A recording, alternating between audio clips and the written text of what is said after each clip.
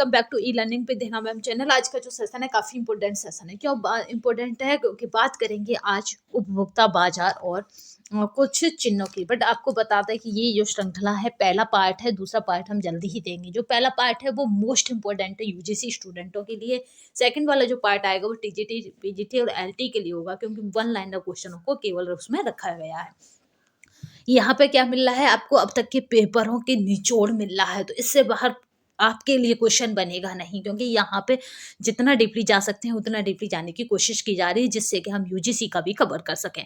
क्योंकि यहाँ पे एक भी क्वेश्चन यूजीसी के भी नहीं छोड़े जा रहे हैं, तो इसलिए ये सेशन 2 पार्टों में आपको मिलेगा, क्योंकि ये सेशन काफ़ी लंबा हो रहा था। तो चलिए स्टार्ट करते हैं आज का सेशन, जो काफ़ी इंपॉर्टेंट है।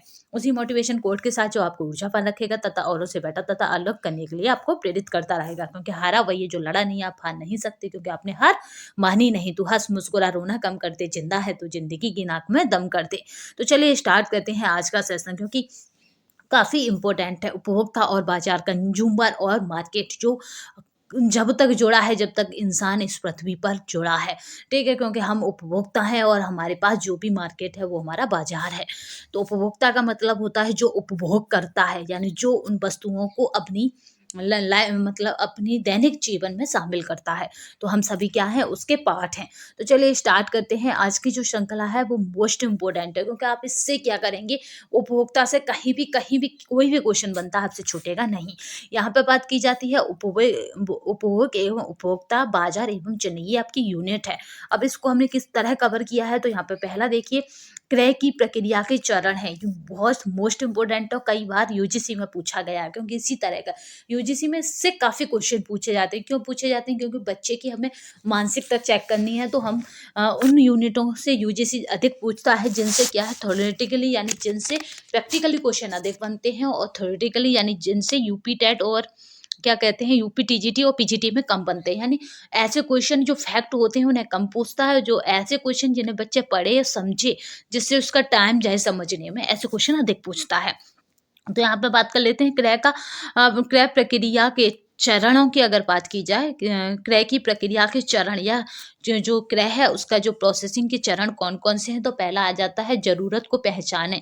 यानी हम जो चीज क्रय यानी खरीदने जा रहे हैं उसकी हमें क्या जरूरत है, पहले अपनी जरूरत को पहचाने। ऐसे अंधाधुंध खरीद कर नहीं ला सकते, क्योंकि लिमिटेड सोर्सेज होते हैं, लिमिटेड स्पेस होता है घर में, लिमिटेड मनी होती है। फिर उत्पाद का पता लगाएं। जो भी आप खरीद के ला रहे हैं, क्या वो कहते हैं ना किस ब्रांड का है, किस मतलब किसका उत्पाद है, तो वही होता है उत्पाद का पता लगाएं, यानी किस ब्रांड का है। फिर उत्पाद में रुचि विकसित करें कि आप क्या है आपने देखा होगा जैसे मुंशी पन्ना है, उसके हम मसाले यूज करते हैं, या फिर HB जो भी मार्केट में अवेलेबल है वो सभी उत्पाद हैं। तो हम कौन से में रुचि लेते हैं, ये पहले दूसरा तीसरा चरण है इसका, ठीक है। पहले हम अपनी ज़रूरत को पहचानेंगे कि हमें धनिया चाहिए है या हल्दी चाहिए है। फिर उसके बाद उत्पाद का पता लगाएंगे कि हल्दी में मुंशी पन्ना आता है, क्या MD HD आता है, कौन कौन से आते हैं। फिर ब्रांड का पता लगाने के बाद फिर हमें कौन सी ब्रांड पसंद है। जैसे आप क्या क्या करते हैं, चॉकलेट किसकी खाते हैं आप सभी, तो डेयरी मिल्क की चॉकलेट। यानी हमें क्या है? ब्रांड में रुचि, यानी उत्पाद में रुचि विकसित करते हैं। तो यानी हमने उत्पाद जाना डेयरी मिल्क है, बट उसमें रुचि किसमें ली? क्या हमने सॉरी, हमने रुचि किसमें ली? तो हमने ली डेयरी मिल्क में। अब यहाँ पे चलते हैं उत्पाद का मूल्यांकन। अब वो हमें क्या करेगा? मूल्य बताएगा। तो फिर हमें उत्पाद और मूल्य के साथ देखना। तो हम कहते हैं ना कि 80-40 वाली चॉकलेट है, तो चॉकलेट रेट टू रेट लेती है, बट हम सोचते हैं कि 1-2 रुपये कम हो जाए, क्योंकि रेट टू रेट तो वो छपा है, प्राइस है, हम उस पर 1-2 भाव तौल कर सकते हैं, कम या ज़्यादा की, ठीक है, कम की। धन के साथ उत्पाद का विनिमय करना है। अगर वो 50 रुपये की कोई चीज़ दे रहा है, तो क्या वो 50 रुपये की है, ये भी हमें चेक करना है, क्योंकि ये सभी हमें आना चाहिए अगर हम उपभोक्ता हैं तो। अब यहाँ पे बात कर लेते हैं खरीदी गई वस्तुएं निर्धारित मूल्य पर, एक निर्धारित मूल्य प्रतिस्पर्धी मूल्य पर उपलब्ध गुणवत्ता की होनी चाहिए। यानी हमने जो चीज़ें खरीदी हैं उनमें क्या क्या चीज़ें होनी चाहिए? मूल्य पर होनी चाहिए, निर्धारित मूल्य पर। ऐसा ना हो कि हम खरीद के ला रहे हैं 50 का, कोई खरीद के ला रहा है 30 का, कोई खरीद के ला रहा है 40 का। निर्धारित मूल्य प्रतिस्पर्धी, यानी जो मार्केट में मूल्य चल रही है उससे ज़्यादा हम महंगा नहीं खरीद कर लाएं। तभी तो हम एक चीज़ को 2-3 जगह ट्राई करते हैं जिसका भाव या जिसका मूल्य हमें पता नहीं होता। मूल्य पर उपलब्ध गुणवत्ता की होनी चाहिए, यानी मूल्य आपने जो चुकाई है उसके लिए उसमें उसकी गुणवत्ता भी होनी चाहिए, यानी आप जिस मूल्य के दाम दे रहे हैं ऐसी उसमें गुणवत्ता है कि नहीं। क्रय एक व्यवसाय या संगठन को संदर्भित करता है। ये क्रय क्या करता है, या तो व्यवसाय व्यवसाय को दिखाता है, या संगठन यानी एजेंसी को दिखाता है। ये दिखाता है जो अपने लक्ष्य को पूरा करने के लिए वस्तुएं या सेवाओं का अधिग्रहण करने का प्रयास करता है। हमें अपना लक्ष्य पूरा करना है तो हम क्या करेंगे, वस्तुओं और सेवाओं का लेंगे। ठीक है, क्योंकि हमें अपना लक्ष्य पूरा करना है, हमें अपनी सब्जी में मिर्च मसाले डालने हैं तो हमें लेके आने पड़ेंगे। उपभोक्ता शिक्षा सामग्री अपेक्षित मानक हैं, ये बहुत पूछा गया है यूजीसी में इनका क्रम। तो अपेक्षित मानक कौन कौन से हैं, किसके, उपभोक्ता शिक्षा सामग्री के। तो यहाँ पे पहला सटीकता, पूर्णता और वस्तुनिष्ठता। हमें सटीकता पता हो, पूर्णता पता हो और वस्तुनिष्ठता भी पता हो। तो वस्तुनिष्ठता का मतलब यहाँ पे आपने सुना होगा रियलिटी और वैलिडिटी, दोनों चीजें आ जाती हैं वस्तुनिष्ठता में, यानी वैधता और विश्वसनीयता दोनों चीजें किसमें होती हैं, वस्तुनिष्ठता में। तभी तो आपके बहुविकल्पीय क्वेश्चन कैसे होते हैं, वस्तुनिष्ठ होते हैं, क्योंकि वस्तुनिष्ठता में दोनों चीजें होती हैं, आपकी वैलिडिटी और रिलायबिलिटी यानी वैधता और आपकी विश्वसनीयता। ठीक है, ये दोनों चीजें ही आपके क्वेश्चनों को वस्तुनिष्ठ बनाती हैं। यानी जिस चीज के लिए जो चीज बनाई जा रही है वो उसी का मापन दे, और विश्वसनीयता जितनी बार हम उस चीज को अप्लाई करें उतनी बार वो वही परिणाम दे। उपभोक्ता शिक्षा, इसके आशय खरीदार या उपभोक्ता को क्रय संबंधी निर्णय लेना सिखाना है। जैसे उसे क्या खरीदना है, कब खरीदना है, कितना खरीदना है और कैसे खरीदना है, ये होता है उपभोक्ता शिक्षा। ठीक है, आपको ये तो पता होना चाहिए कि हमें क्या खरीदना है, कब खरीदना है। जैसे सर्दियों के कपड़े सर्दियों में खरीदे जाते हैं, गर्मियों में गर्मियों के। कितना खरीदना है, यानी 1 पर्सन है घर में या 2 पर्सन है। कैसे खरीदना है, यानी होलसेल से खरीदना है या फुटकर से खरीदना है या किस मार्केट से खरीदना है। उपभोक्ता शिक्षा का उद्देश्य अगर देखें तो लोगों को अपने कर्तव्य एवं अधिकार के प्रति जागरूक करना है, ताकि वह विक्रेता की धोखाधड़ी से बचकर उच्च गुणवत्ता युक्त वस्तुएं खरीद सके। यानी मार्केट में जो धोखाधड़ी हो रही है उससे बचकर आप क्या करें, अपने लिए उच्च गुणवत्ता की वस्तुएं खरीद सकें। यही होती है उपभोक्ता शिक्षा का उद्देश्य।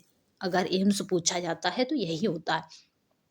अब उपभोक्ता के अधिकारों की अगर बात की जाए तो चयन का अधिकार है, सूचना का अधिकार है, सुनवाई का अधिकार है 90 दिन।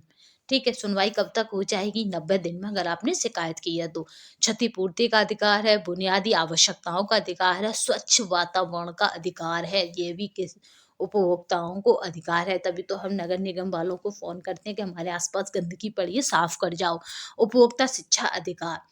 ठीक है, अब यहाँ पे बात कर लेते हैं उपभोक्ता दिवस कब मनाया जाता है। मोस्ट इम्पोर्टेंट है तो आप भूलेंगे नहीं, 15 मार्च को मनाया जाता है उपभोक्ता दिवस, यानी कंज्यूमर डे। कंज्यूमर डे कब मनाया जाता है, तो 15 मार्च को मनाया जाता है। चलिए नेक्स्ट देख लेते हैं। उपभोक्ता का उत्तरदायित्व क्या है, तो उपभोक्ता की सचेतना, वस्तुओं का उचित चयन, उपभोक्ता का सक्रिय सहयोग, सूचनाओं को प्राप्त करना तथा उनका उपयोग करना, उपभोक्ता संगठनों एवं परिषदों का गठन, शिकायतों के लिए आवाज उठाना, उपभोक्ता सहकारी भंडारों की जानकारी, जो उपभोक्ता सहकारी भंडारों हैं उनकी जानकारी। भारत में उपभोक्ता न्यायालय को 3 भागों में बांटा गया है। पहला, जिला स्तरीय फोरम, जिला स्तरीय यानी जिला स्तर पर काम करता है। इसको आप देखेंगे फोरम को, जिला फोरम के नाम से ये जाना जाता है। ठीक है, दूसरा क्या है, राजकीय न्यायालय। तीसरा क्या है, राष्ट्रीय न्यायालय। नए खाद्य उत्पाद विकास के चरणों का क्रम क्या है, विचार उत्पादन, छानबीन, संकल्पना विकास, उत्पाद विकास, व्यवसायीकरण। बजट के लिए उपभोग का नियम डॉक्टर एंजल द्वारा प्रतिपादित किया गया था। जो बजट है उसके लिए उपभोग का नियम किसने दिया है, तो याद रखिएगा उपभोग का नियम डॉक्टर एंजल के द्वारा प्रतिपादित किया गया है। बहुत पूछा जाता है। बजट को ध्यान में रखते हुए 1857 भारत में पहली क्रांति कब हुई थी? तो 1857। पहला बजट भारत में एंजल ने कब बनाया? तो 1857, याद रखेंगे। मैं प्रसिद्ध जर्मन अर्थशास्त्री अर्नेस्ट एंजल ने, बस एंजल याद रखिएगा, एंजल ने जीवन की विभिन्न आवश्यकताओं पर जीवन स्तर के अनुकूल व्यय का प्रतिशत निर्धारित किया, जिसे उपभोग का नियम, उपभोग का नियम किसने दिया है? तो डॉक्टर एंजल ने दिया है। कहते हैं इसे हम एंजल लॉ के नाम से जानते हैं। एंजल लॉ के नाम से किसको जाना जाता है? उपभोग के नियम को जाना जाता है। एंजल लॉ का सबसे बड़ा दोष क्या है? बहुत बार पूछा गया है वनडे एग्जामों में, तो याद रखेंगे एंजल लॉ का सबसे बड़ा दोष क्या है? बचत का प्रावधान नहीं है। यानी एंजल के बजट में क्या नहीं है? तो याद रखेंगे बचत नहीं है। बजट में क्या नहीं है? बचत का कोई प्रावधान नहीं है। उपभोक्ता संरक्षण अधिनियम 24 दिसंबर 1986 को भारत में उपभोक्ताओं के हित की रक्षा के लिए लागू या प्रभावी हुआ। कोई भी टर्म आ जाए एक ही बात होती है, ठीक है। लागू या प्रभावी हुआ कब? तो 24 दिसंबर 1986 को। कब? 24 दिसंबर 1986 को भारत उपभोक्ताओं के हित की रक्षा के लिए लागू हुआ या प्रभावी हुआ। अब नेक्स्ट देखते हैं उपभोक्ता वस्तुओं के विवरण के माध्यमों का क्रम या अवस्थाएं, ठीक है, क्रम अवस्थाओं में। यानी हमें क्या बताना है कि उपभोक्ता अपनी वस्तुओं का वितरण कर रहा है, वितरण को किस अवस्था में करेगा? तो पहला उत्पाद होगा, फिर थोक विक्रेता के पास, फिर खुदरा विक्रेता के पास, फिर उपभोक्ता के पास। इस तरह से जाएगा जब वो वितरण यानी अपनी चीजें बांटेगा। उपभोक्ता वस्तुओं के वितरण के माध्यमों का क्रम अवस्थाओं में, तो पहली अवस्था उत्पाद होता है। जब तक कोई चीज उत्पाद में नहीं आएगी तब तक आप ना तो थोक विक्रेता को दे सकेंगे, ना खुदरा विक्रेता ले सकेगा, ना उपभोग हो सकेगा। तो सबसे पहले क्या आएगा? उत्पाद आएगा। फिर थोक विक्रेता आता है। आपने देखा, हम कहते हैं ना होलसेल की दुकान, थोक की दुकान से आप सामान लाइए तो सस्ता मिलेगा। फिर खुदरा, जो थोक की दुकानों से लाते हैं थोड़ा थोड़ा बेचते हैं, तो वो होते हैं खुदरा विक्रेता। फिर उपभोक्ता जो उन चीजों को खरीदता है, क्योंकि उपभोक्ता नहीं होगा तो मार्केट, मतलब मार्केट भी बंद हो जाएंगे। उत्पाद माल का उत्पादन बड़े पैमाने पर करता है। जो उत्पादक होता है यानी जो बनाने वाला होता है वो माल का उत्पादन बड़े पैमाने पर करता है और मध्यस्थों यानी थोक विक्रेता और फुटकर विक्रेता की सहायता से माल को बाजार में बेचता है, तभी आप उपभोक्ता बन पाते हैं। उत्पादक क्या करता है? माल का बड़े मतलब उत्पादक माल का उत्पादन क्या करता है? बड़े पैमाने पर करता है और मध्यस्थों जिसमें थोक विक्रेता फुटकर विक्रेता की सहायता से माल को बाजार में बेचता है। चलिए नेक्स्ट देखते हैं। थोक विक्रेता वह है जो थोक भाव में सामान खरीद कर लाता है। थोक भाव में क्या करा? उसने सामान खरीदा, उसको को लाता है और उचित मूल्य पर बेचता है। थोक बाजार में सामान सस्ते मिलते हैं। जो थोक बाजार है उसमें क्या है? सामान क्या है? सस्ते मिलते हैं। फुटकर या खुदरा विक्रेता वह व्यापारी होते हैं जो थोक विक्रेताओं से और कभी-कभी सीधे उत्पादक से माल का क्रय कर उपभोक्ता और को बेच देते हैं। यानी ये क्या करते हैं? फुटकर और ये क्या होते हैं? फुटकर और खुदरा विक्रेता वह व्यापारी होते हैं जो थोक विक्रेताओं से और कभी-कभी सीधे उत्पादक से क्या करते हैं? माल का क्रय कर उपभोक्ताओं को बेच देते हैं। वे साधारणतः अपने कार्य को फुटकर दुकानों के माध्यम से करते हैं तथा माल का विक्रय थोड़ी मात्रा में करते हैं। यानी जब माल का बेचने का होता है उसे थोड़ी मात्रा में बेचते हैं। जो मैंने अभी बात समझाई थी, यानी उसके तीनों चरणों को हमने देख लिया है। पहला उत्पाद, दूसरा थोक विक्रेता, तीसरा फुटकर। उत्पाद में क्या है कि जो उत्पादक होता है वो क्या करता है? बड़े पैमाने पर अपने माल को बेचता है, जो थोक विक्रेता और फुटकरों को देता है, जो उसको बाजार मतलब की सहायता से बाजार में अपने माल को उतारता है। भाई डायरेक्ट तो वो अपने माल को लेकर नहीं आता बाजार में, वो क्या करता है? थोक विक्रेता और होलसेलर, जो थोक विक्रेता तथा खुदरे जो मूल वाले होते हैं यानी छोटी दुकानें और बड़ी दुकानों पर अपना माल सप्लाई करता है। अब बात करते हैं यहाँ पे थोक विक्रेता कौन से होते हैं?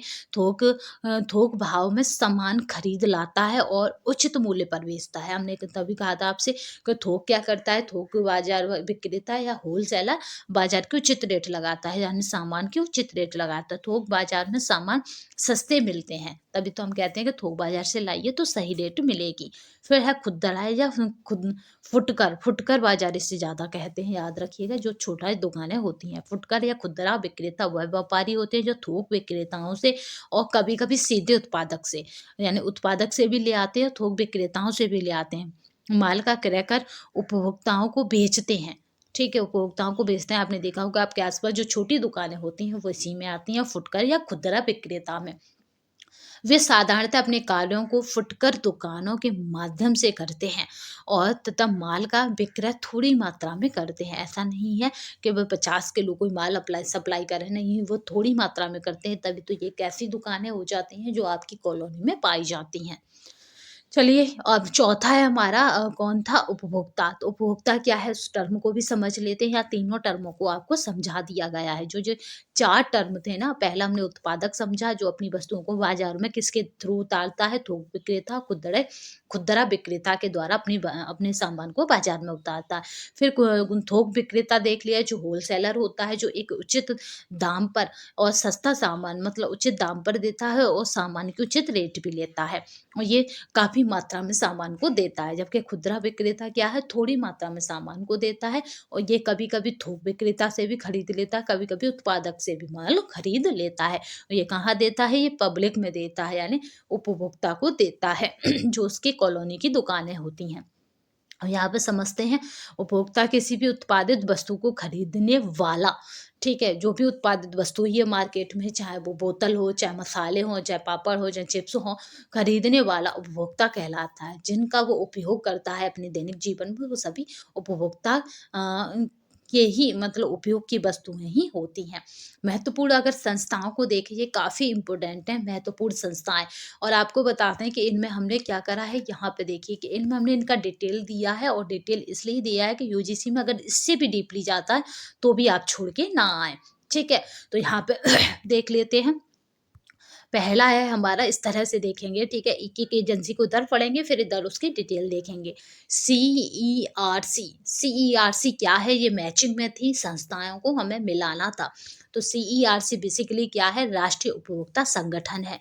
सीईआरसी क्या है? बेसिकली राष्ट्रीय उपभोक्ता संगठन। अब देखते हैं सीईआरसी की फुल फॉर्म। तो यहाँ पे सीईआरसी का क्या नाम दिया गया था? तो कोलंबिया एनवायरनमेंट रिसर्च सेंटर है, सीईआरसी, इसीलिए बोलते हैं सीईआरसी, ठीक है? CERC Columbia environmental research centre है, यानी कोलंबिया पर्यावरण अनुसंधान केंद्र है। ये कैसी संस्था है? तो आप याद रखिएगा, ये राष्ट्रीय उपभोक्ता संगठन है। अब बात करते हैं जीएनपी, अर्थव्यवस्था में वस्तुओं और सेवाओं का प्रभाव है।